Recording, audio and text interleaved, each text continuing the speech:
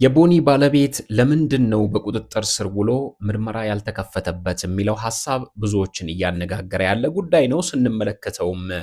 ብዙ ነገሮች ከሱ ጋር የሚያያዙ ሆነዋል። የሷ ሞት ማለት ነው። ነገር ግን እስካሁን ድረስ ምርመራ እንዳልተከፈተበት ትላንትናም ድረስ ቀብሯ ድረስ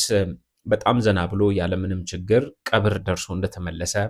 ተመልክተናል። ከዛ በኋላም ፖሊስ ያለውም ነገር የለም። ይሄ ግለሰብ ግን በአንድም በሌላ መንገድ ለዚች ልጅ ሞት ተጠያቂ መሆን ይኖርበታል። የህግ ፕሮሰስ ራሱን የቻለ አካሄድ ቢኖረውም ማለት ነው። ነገር ግን ለምንድነው በቁጥጥር ስር ያልዋለው? ምክንያቱም ፍንጮች በሙሉ ወደሱ የሚጠቁሙ በጣም ትልልቅ ጉዳዮች አሉ። የልጅቱ የመጨረሻዋን ቃል እንኳን ስንመለከት እንግዲህ ጓደኞቿን፣ ቤተሰቦቿን፣ የሚያውቋትን ሰዎች ስትሰናበት እንደዛ ትወደው የነበረ መኪና ድረስ ሳይቀር የገዛችለት ደግሞ እሱም እንዳለው ካላገባኸኝ ከኔ ጋር ካልኖርክ ራሴን አጠፋለሁ ትልለት የነበረውን ሰው ሰላም ከሆነ ችግር ከሌለ ቢያንስ ደናሁን እንዴት አላለችሁም? እሱ ያን ሁሉ ሰው ስትሰናበት እንዴት ነው እዛ ላይ አንድም ቦታ እንኳን ስለሱ ያላነሳችው ስሙን ያልጠቀሰችው? ለምንድን ነው? በጣም መጠየቅ የሚገባው ጉዳይ ነው። ፕላስ ያንን ቪዲዮ ስትመለከቱት እሱ ላይክ ያደረገው ቪዲዮ ላይ ማለት ነው ሌላኛው ማስረጃ ነው።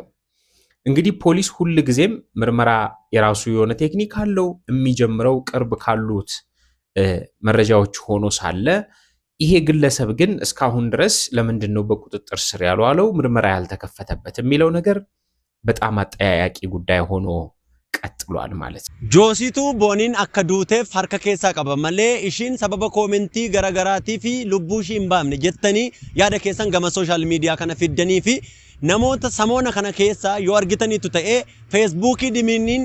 tiiktookii difiniin guyyaan koo anaaf isarraa guyyaan kun sagalee koo ishii dhumaati anis carraan kun naga'eera jettanii abdii kutannaadhaan namoonni sooshaal miidiyaa kanarratti dubbattanii baay'een keessan jirtu kuni ani akka tokkotti akka nama tokkotti akka tokkotti nu badha obboleettiin keenya booniin amma boqotteetti waa'een boonii guyyaa kaleessa saatiitti lubbuun ishee keessa darbe sana addunyaa kanarraa carraan jiraachuu ishii dhaabateera booniidhaaf amma sagalee taanesii viidiyoo garagaraa maxxansineesii wanti nuti goonu wanti nuti hojjennu takkaa hin jiru amma booddee wanti nuti booniidhaafis kadhannee isaa ta'u siyaamaaru waaqayyoon boolla kee daadhii naa guutu minaamin jenne wanti nuti obboleetti kana buumnu hin jiru otoo fayyannee raannee utuu ishii gargaara ta'ee raate guyyaa ishiin kaleessa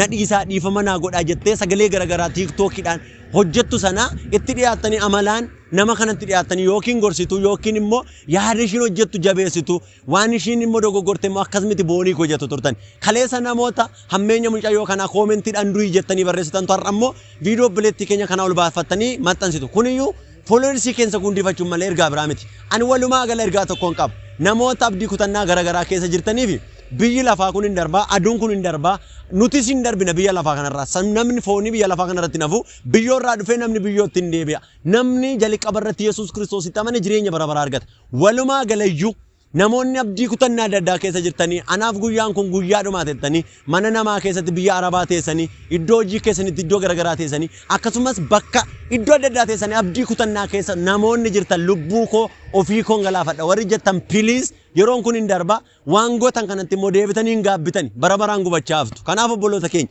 yeroon kun waan darbuufi lafti kunis waan darbuuf biiftuun arraboo kunis waan darbuufi lubbuu keessanii irratti ofii keessanii murtoon fudhatiina daqiiqaa tokko booddee utuu teessanii of yaaddanii wanta amma gochuuf jirtan kanatti hin gaabbitu kanaaf yeroon kun hin darba obboloota keenya waa'ee obboleettii keenya boonii asuma irratti haa ga'u isatu ajjeesisee isatu akkas godhee isatu lubbuu ishii baasisee akkashiin lubbuu ishii galaafattu kan godhee isadha illuuminaantiidha jettanii warroonni yaada keessan waan isin keessa jiru facaasaa jirtani dhaabadha wanta kamiyyoo ta'e seerri waan ofii isaatti irra ga'e irra ga'a kanaatiin addatti argameeyyuu immoo bu'aan argamu hin jiru kana booddee yoo akkam ta'e namni akka sana irratti raawwatesi karaa ishiin ofii haala kana mijeeffattes yoo baramesi hinuma hidhama malee murtiin du'aa hin jiru kanaaf waan darbuuf firdiin dabarre ofirratti namarrattis murteessina waaqayyo isin haa eebbisu Yesuus bara baraan gooftaadha Yesuusitti amanaa waaqayyoon immoo kadhadhaa amantoonni bakka jirtan hundumatti dhaamsinani walumaa galatti taatee torban kana keessatti dhufu hundumaaf qabu isa kanarratti nagaa kana booddee hojii qabtanitti jabaadhaa kadhata keessan Kiristoos wajjin qabaadhaan isiniin jedha